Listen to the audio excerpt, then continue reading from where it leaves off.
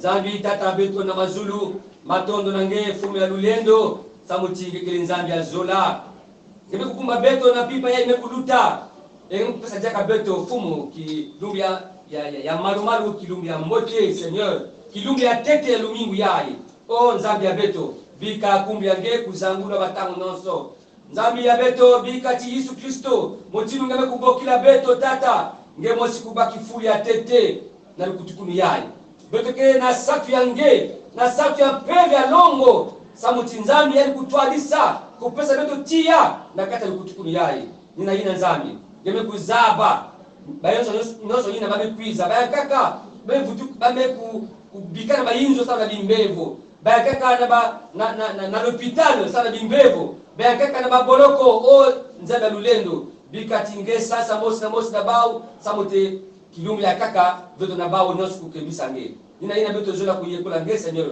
dukutukunu yai nge mosi bwana alpha omega na kumbi ya tata na ya mwana na ya mpeli ya longo amen amen ibundu ya zambi muti davidi mekuzonzila ya utinguke na kiese na tangu na vake doza na muna kuna inzo atata zambi kiese na beto na kutala beto dibundu ina beto mekwiza na kilukula ya msambulu Yesu mekuyamba beno imeni ina beto zola kuzonzila ngizuli ya mote na baina nyoso wami kusula parwasa beto ya mayangi sana kulutisa alikutukunu yai otukange ke samila kana parwasa kaka ngemetala mbote na ukwiza telama samuti beto kuyamba nge matondo na ngei na ngeme kwiza matondo si na bayina nyoso baike sala kisala kata ba commission ya beto toutes les commissions de la paroisse ina belo kena da kuita ya suka yai bika belo kwiza na kiyenge ya fumu engizulu si ya mote na bakuti ya beto ya paroisse bamikengi ba conseiller ba membre du bureau ngizulu ya mote d'une manière vraiment spéciale na kilomo centre mayangi sa motini ba pena ko animer vraiment culte yai bikanzali kusalila beno motini ba bilwazu ya yandi engizuli ya mbote na mabiselo ya nzambi ina batango noso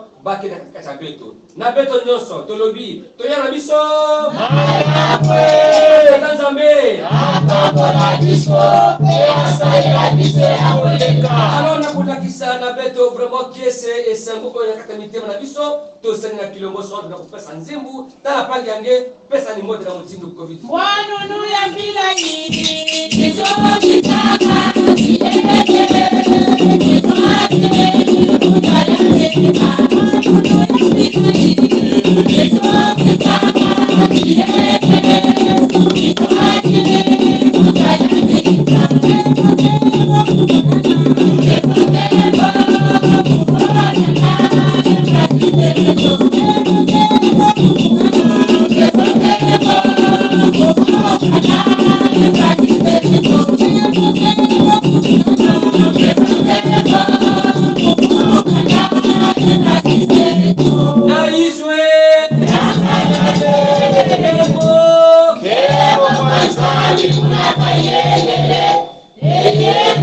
matoto mubantu basolakana matondo beto kuvwana na tangu yai beto kekuwa kibuku ya mambo ya nzambi ya ngona yai ya février na nzila ya kibusi ya beto mama Safula Sandrine beto ya kutanga kibuku ya ngona yai ya février na mekutonama na mukanda ya Yohane kikapu ya 15 kibuku ya 5 mono inti wa vinya beno lumavala wozo usikilanga mu mono ye mono mu yanji ubutanga mutume mingi kadivo lukondo lo mu mono kalulenji vanga le kwako amen amen beto mekulomba na pangia beto tata masumu Alexandre na kusamila na kukubika beto kuwa mambo ya nzambi bika beto kusamila Yesu tutata nzambi bameme yange mukukwiza imeni na kudimba luzolo yange mutindo ya ikele kubika bantima ya beto mukukwiza bana wandonga ya pamba au abeto sola kufuluka na mandongo yange ya sonokwa bika luzolo yange kumonika katikati ya beto na kubika peki siele yena mekusola na kulonga dibundu yange bika luzolo yange kuvangama katikati ya yandi yange kuzwakaka inwa kasi mambo ni yange owabieka beto na longo sama ndikekele nzambi ya longo ya bantangu nyonso ameni amen ila tangu yetu kubaka ba Biblia ya beto samo na kutanga mambo ya nzambi na guide biblique ya beto mekupesa na beto na njinga ya beto ya Bwana beto ke na kulomba na mama Eveline Ndoki na kutanga na njinga ya beto ya Bwana na kati na Matthieu chapitre 22 le chapitre 34 à 40 mambo meto metutanga nsuka umatsona mane mu matayi kapuki ya 10 na biole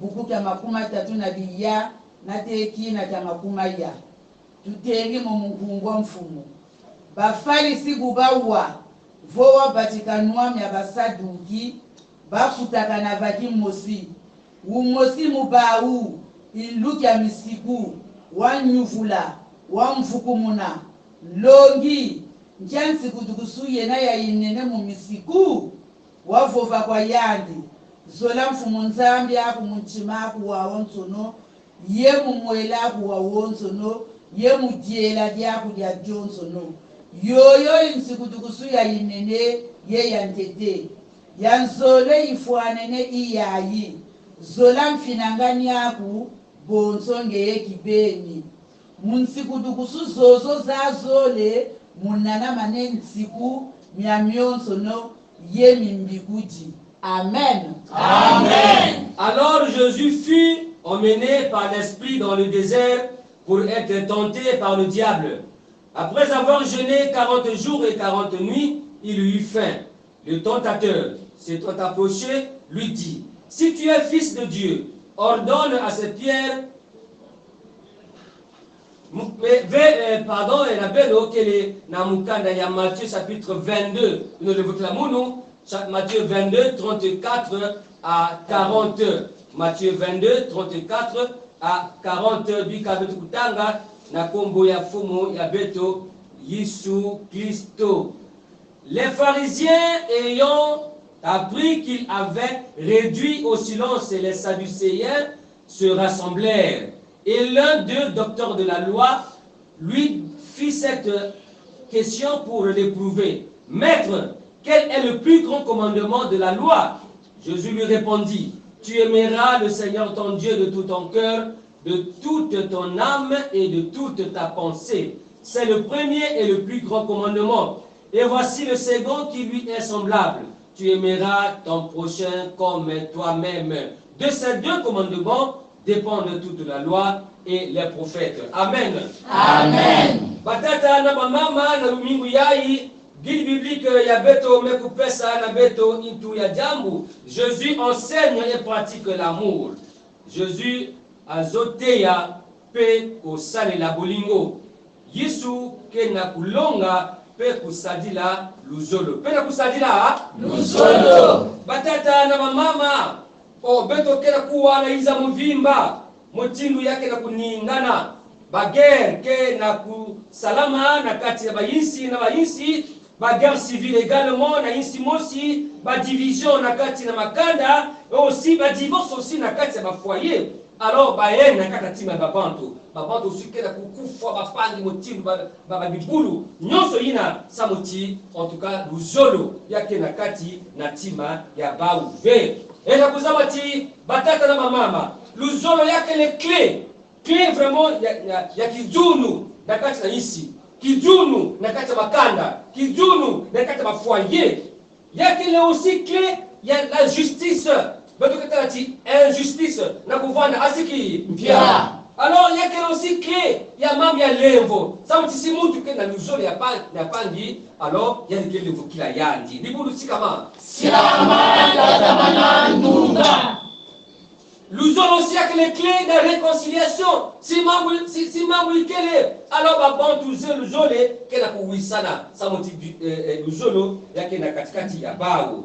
Batata na mama. Alors yai betu kuwa na kati ya mambo ya nzambi betu kutanga pardon. Ila Yesu kena kuzonza na beto yake le ve luzolo yake ya bakana ve yake luzolo ina ve. Mais yake luzolo ina kena kutana na katikati na muntu na tata zambi na katikati na muntu na pangi muntu. Voilà ina Yesu kena kuzonza na kisika yai beto mekutanga batata na bamama yake luzolo ina kena kutana kati na tima. Alors azozilati un amour vertical et un amour horizontal.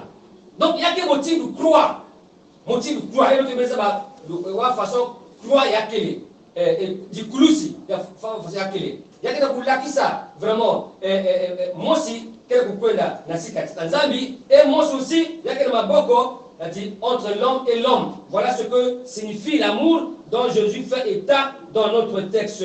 Batata na mama na kati ya texte yai na question to na babe kupoze na Yesu wapi commandement yina me kulutila ba commandement Yesu motume kuzotila yauti Yesu me ku dessiner commandement yai yabi me ku dessiner yao motindu croix. Voilà la réponse de Jésus.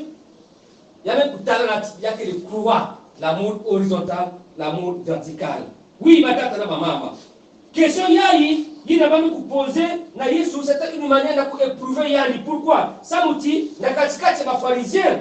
Alors, il y a plus de 613 lois. Et na katikati ya bao ba rabbin, c'est-à-dire ba bantu ya nwenga, na katikati ya bao, en tout cas na kuzwa vraiment réponse ya mbote. Asiki, il y avait toute une discussion na katikati ya bao ça na question yai ya le plus grand commandement. Yesu meku pesa na bao réponse, yali meku résumé yao na ba mambu zole.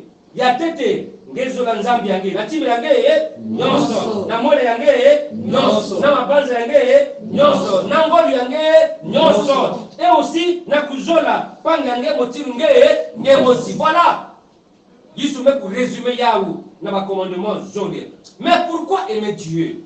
Ça on a dit beto kezo la nzambi o yake samuti nzambi mezola beto ya tete. Dieu nous a aimé vraiment le premier na kupesa beto mwana yangi Yesu Kristo samu yali kukwiza kukula beto na kati ya boloke ya satana na Yesu Kristo nabuti Yesu kena kupesa beto moyo ya bavula na bamvula. Par Jésus, Dieu nous délivre des esprits démoniaques. Par Jésus, nous avons la guérison, la grâce d'être appelés fils de Dieu. Donc na ndile Yesu kena kukula beto na wapenda yimi noso kena kukwamisa beto. Nanzila aussi na Yesu Kristo beza kutambula vraiment ba guérison ba lèvre na nzambi et beto meku bokulwa papa ya tata nzambi. Ça on a dit kuzola finangani yange pardon, parce que c'est une créature de Dieu notre semblable. Ça vous dit pas ni beto motinu nzambi meku sadila beto et ni motinu mosi nzambi aussi meku sadila yandi beto nyonso ni nzambi meku yilika beto na kifani ya yandi. Yesu yandi ke na kutalati batata na bambama muvandiki na bimbevo menge kwenda kutala mwana hospitali vile muvandiki na satu ngeka kupesa mwana maji asiki muvandiki kimpeni ngeka kupesa munu bilele asiki Alors, bali mfula yandi Yesu Kristo. Mais wapi tangu ina ngevo na Kimbevo, wapi tangu ina ngevo na l'hôpital, wapi tangu ina ngevo na Kipene, wapi tangu ina ngevo na Satu. Beno pesa munu majave alors Yesu que na bauti. Na ina nyoso beno mekusala na babilandi ya munu. Na nyoso beno mekusala na bayina babe kunzima kumbu ya munu. Nina munu Yesu Kristo beno mekusala yao. Alors mon frère ma soeur, il faut faire attention parce que Yesu Kristo na beto na nzila nyoso. Yesu Kristo na beto na nzila nyoso. Bubu yai ina bekila toto na kutala Yesu. Asiki mpia. Mais nous le voyons au travers nos semblables, notre prochain. Et c'est pourquoi nous sommes appelés, mes bien-aimés dans le Seigneur, na kustalisa mapangi, na kuzona bau, na yina, Yesu mekubaka, n'est-ce pas? Parabole, il y a le bon samaritain. Mosi baba, bame kusima ina bondi, bame kubula yandi. Alors banga manzambi ya nene, les pharisiens, bame tala yandi, bame luta. Bas saducéens, bame tala yandi, bame luta. Bas scribe, bame tala yandi, bame luta. Mais mutu akaka, il ne fallait qu'il veut qu'il soit nzambi, il ne fallait qu'il veut vraiment nzambi ya nene. Yani mekuluta, emu talapangi yai, emu unata yandi, emu kuna na l'hôpital, samedi.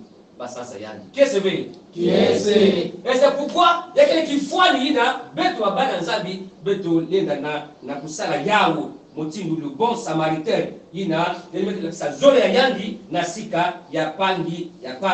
Batata na bamama, il y a quelqu'un moté, ti beto ku considérer bapangi ya beto ku mépriser, bapangi ya beto ve. Alors, ça mouti beto nyonso. Nous avons toutes les mêmes sensations. Beto ke a besoin na kudia, besoin na kunwa, besoin na kulata bilele, besoin na mabima nyonso. Donc, satu ina kelange zabati pangange aussi kena satu ina. Singe kena satu ya bilele zabati pangange aussi kena satu aussi ya bilele parce que beto nyonso beto kena ba sensation ina nzambi mais pour personne na beto. Au nombre d'entre nous ressemblent, n'est-ce pas, aux pharisiens, comme je l'ai dit, na kati ya parabole, ti na kuzola, bapangi ya bau asiki, mpia. Seulement le semblant, on se dit les enfants de Dieu, ya makerika beto bakwatuzo bubu yai. Beto kezonza, oh, mumetambula baptême na tangu ya ba missionnaire, mumetambula baptême na tangu mikono na mamvula, mais est-ce que makerika ngeke na kupratike yina ngeke na kuwa na mambo ya tata nzambi na mambo ya luzolo. Est-ce que vraiment ngeke na kupratike yao tata na mama zolo ya beto oh beto ketalaka kaka pangi na beto na yandi ke le département mosi zolo ya beto en tout cas yake na kati ya sentiment zolo ya beto yake les zolo surtout ya intérêt zolo ya beto yake les zolo vraiment ya famille. Alors si pangi yai que mutu ya département ya ngeve pangi yai que les familles ya ngeve pangi yai ngeke zo intérêt na sika ya nive ngeke kuzola yani asiki mpia mais Yesu mekulakisa na beto awa ti ngezola nzambi yange na tima yange nyoso na mole yange na ngolo yange na mabanza yange engezola pangi yange motinu nge mosi sa mutini mambo ya zola kesa la tia makelika beto nyoso kuvona mutu ka mosi parce que Jésus nous a réunis sur la croix na dikulusi batata na mama ça on a pu confondre mutu. Alors Dieu nous a tous créés pareil. Il y a mundele, il y a l'homme noir, l'homme rouge, l'homme jaune.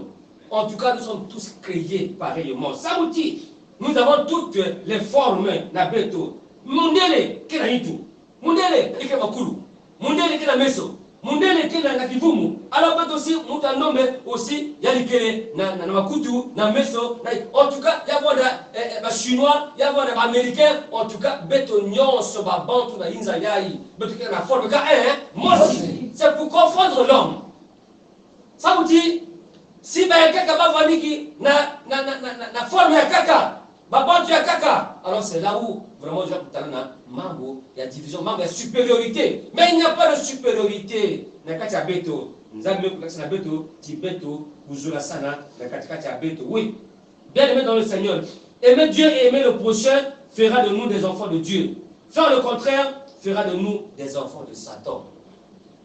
bika mambo yayi ina beto bikuwa na suka yayi sawa na mambo ya duzuru yake ile mbote beto kusandila yao beto ke kwa Kristo beto ke kwa mambo ya nzambi beto kupratike ina nzambi kena kuzoza na nzile ya mambo ya yani sababu tibeto nyonso ya bakelika beto kuvanda mtu mosi et au travers de notre amour on peut transformer le monde, on peut transformer le Congo, on peut transformer notre Afrique, on peut transformer notre famille, notre couple. Voilà ce que la parole de Dieu nous enseigne. Amen. Amen. Beto be kulomba na mosi na kusamila samo na mambo ya nzambi. Beto kusamila ngekele nzambi ya lulendo na zula tulendo nyonso. Tati ya beto nzambi ni matondo beto kena kuvutula na zola na lemvu na ngelo kusila beto na kupesa beto kilungu yaye mchino mukayulu ona ngango beto mekubanjira beto ata nzambi nemi zola na lemvu yange o mambo yange kuza kunoka mchino mvula tata nzambi salisa beto na kuvana na zola sa mchizola na kati ya beto ikeleve beto kuvana zola ya disku nisha lukaya nikuna beto kena kulomba na ngesa mchingekele mfumu ya zola kuza kupesa beto zola tata nzambi zola ya ntima beto fana kuzola ba mpangi mchini tume kuzola ba mtutu ya beto mosi salisa beto tata nzambi ovutula pe kikungu na kisielo yange sabu chanikile pe mundu na toto yai pesa yandi pe zola ya ntima ya kuzola ba mpangi tata nzambi o wila beto nange kukanga beto na kikoki mosi wila beto mchini kile zola na levo yange na kumbu ya mwana nge Yesu Kristo yela kile mfumu pe mvunguzi ya inza ya ndima beto kusambila. Amen. Amen. Na tangu yai beto ke kukota na dila mfutu samuti beto kina mambo mingi na kizingi ya beto kele na menace mingi ina mutatu satana yani kile kukota na kizingi ya beto ina tangu yai beto ke ku yimba nzimbu ina kukota beto na kati ya usambulu Luzimbangi muji bundu Yesu anjala padutora kanade Otoro kakutike tutora kanade Otoro kakutike Yesu anjala padutora kanade Otoro kakutike tutora kanade Otoro kakutike tutora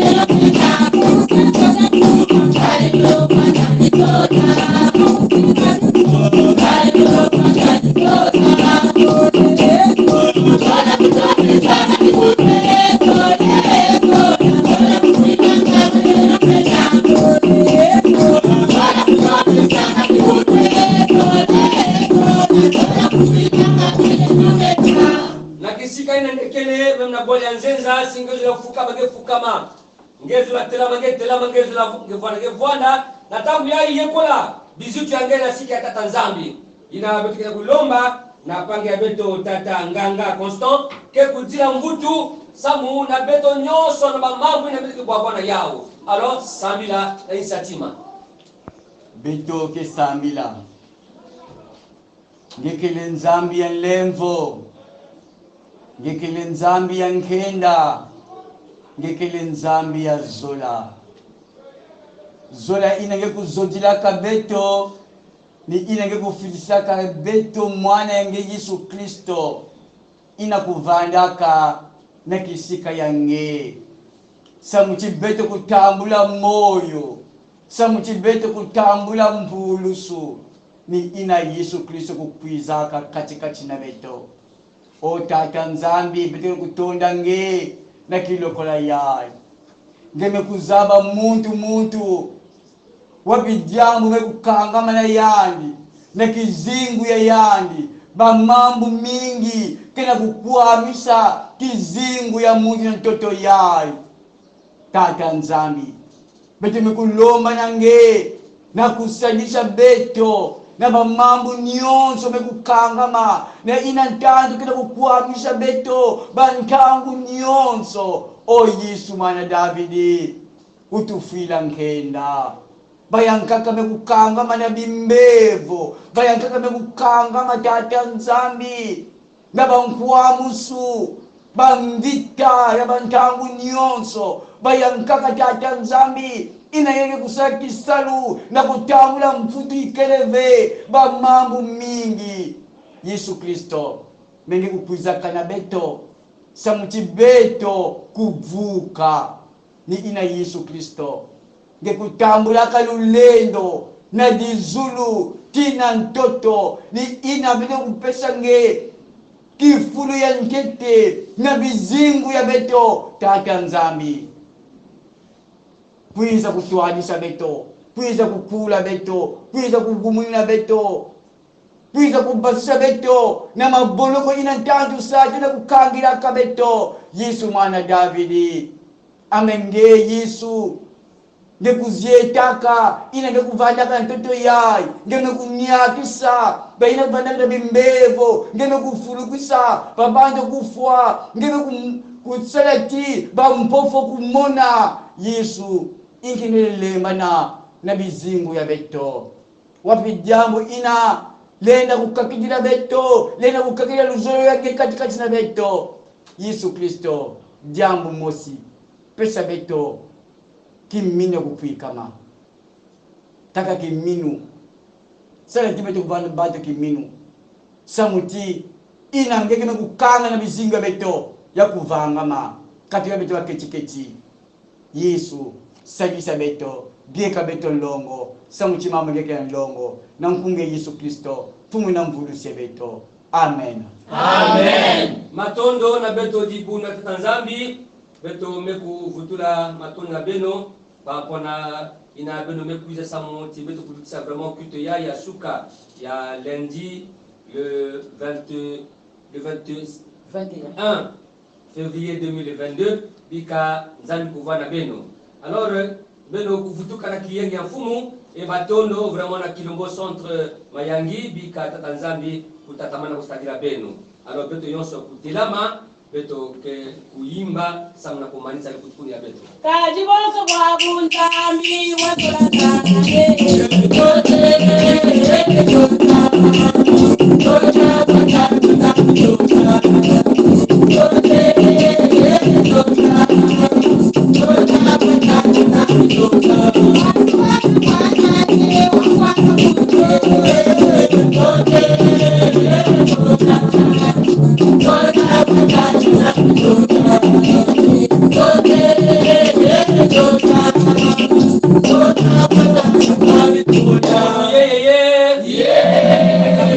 beto kuzwa lusaku munu ya nzambi bika levo na fumu ya beto Yesu Kristo zola ya nzambi tata na kiyenge na mpevi ya longo kukwenda na beno nyonso kusalisa mosi na beno na makane ya beno na babisali ya beno nyonso samuti Yesu ina mekusola beno motindu meme ba meme ya yandi yani mosi ke vwana na beno yani mosi ke saku na beno bika beno kufutuka na kiyenge ya mfumo jibundu ya Tanzania. Amen. Amen.